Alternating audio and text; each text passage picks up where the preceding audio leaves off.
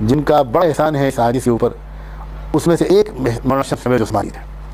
میں سے پہلے ان کا درد و کر بیان کرتا ہوں، ان کا کیا حال تھا، وہ کس طرح دعوت دیا کرتے تھے۔ میں نے کچھ نمونے دیکھے ان کے۔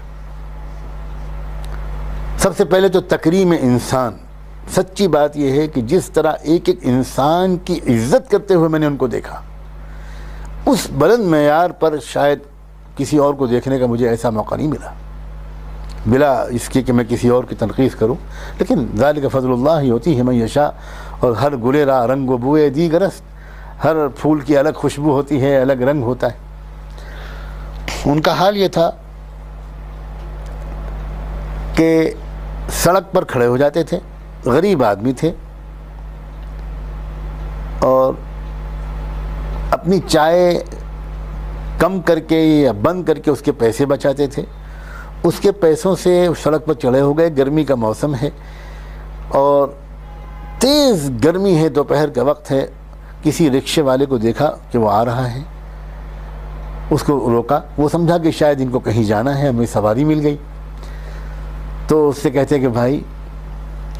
1 منٹ رکو بیٹا، تم بڑی دھوپ میں آ رہے ہو، گرمی میں آ رہے ہو، پسینہ پھوٹ رہا ہے، ذرا سا مجھ کو موقع دے دو، تم کو میں کچھ پلانا چاہتا ہوں ٹھنڈی چیز۔ اب وہ سمجھتا تھا پہلے کہ یہ پتہ نہیں آدمی صحیح دماغ ہے یا بہکی بہکی باتیں کر رہا ہے، کیا بات ہے، اس کو سمجھ میں نہیں آتا تھا۔ وہ اپنی جیب سے رومال نکالتے، اس کا چہرہ پسینہ پوچھتے، اسے پیار کرتے، اس سے کہتے بیٹا یہ سامنے دکان ہے، لسی بھی مل رہی ہے یہاں، موسمی کا جوس بھی مل رہا ہے اور کوکا کولا وغیرہ بھی مل رہا ہے، تم کو جو چیز پسند ہو وہ تم لے لو۔ تو کچھ دیر کے بعد اس کو یقین ہوتا، پھر اس کو پلاتے، اس کی پیشانی کو چومتے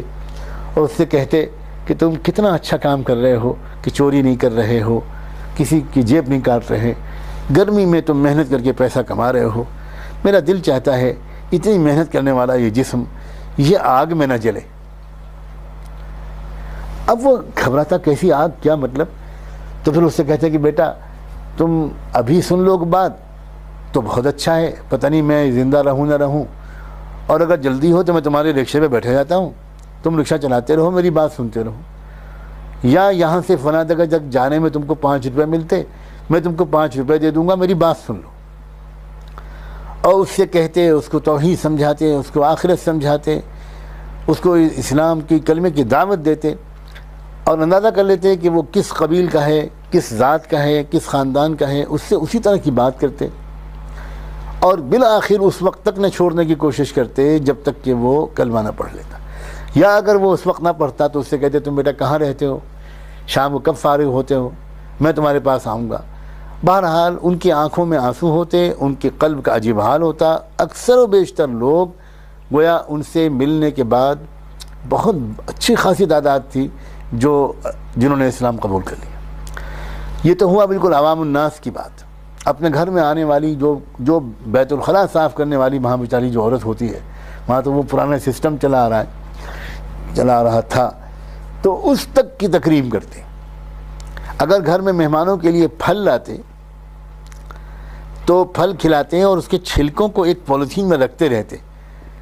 میں ہر چیز کو واچ کرتا تھا کہ یہ کیا کر رہے ہیں۔ بعد میں معلوم ہوا کہ اگر پھل سب ختم ہو جاتے تو وہ ان چھلکوں کو اپنے گھر کے جمع ہوئے کوڑے میں نہیں پھینکتے تھے، کچھ پھل وہ اٹھا کر رکھتے تھے اس شخص کے لیے جو ان کے گھر میں گیس لے کر آئے، یا ان کے گھر میں کوئی جھاڑو دینے کے لیے آئے، صاف کرنے کے لیے آئے، صفائی کرنے کے لیے آئے، تاکہ وہ بھی وہ پھل کھائے۔ اگر وہ پھل ان کو اتنے ہوتے تھے کہ مہمانوں میں بورے پڑ گئے، کوئی پھل بچا نہیں، تو ان چھلکوں کو وہ دور جا کر کہیں پھینکتے تھے، صرف اس لیے کہ وہ آس پاس کے گزرنے والے یا رہنے والے غریب پڑوسیوں کی نظر پڑے گی ان چھلکوں پر، تو ان کو بھی حسرت ہوگی، دل ٹوٹ سکتا ہے ان کا کہ کاش ہمارے پاس پیسے ہوتے تو ہم بھی اپنے بچوں کو پھل کھلاتے۔ یعنی بہت باریک سطح پر، بہت نیچی سطح پہ اتر کے لوگوں کے نازک احساسات کا خیال، ہر ایک کی عزت، یہ تو ان کے اخلاق کا حال تھا، درد کا حال تھا۔ علم کا حال ان کے یہ تھا کہ چاروں ویداز ایسے ان کی نوک زبان پر رہتے تھے، اور اس کے منتر، اس کے قابل استدلال حصے، اور مختلف جو 18 پران ہیں ان کی جو کتابوں میں، ان کتابوں کے ایسے حوالے وہ دیا کرتے تھے، اور جو اپنشد ہیں ان کے ایسے حوالے دیا کرتے تھے، اور جو ویدک دھرم کی پوری تاریخ ہے اس تاریخ کو ممکن حد تک انہوں نے پڑھا تھا۔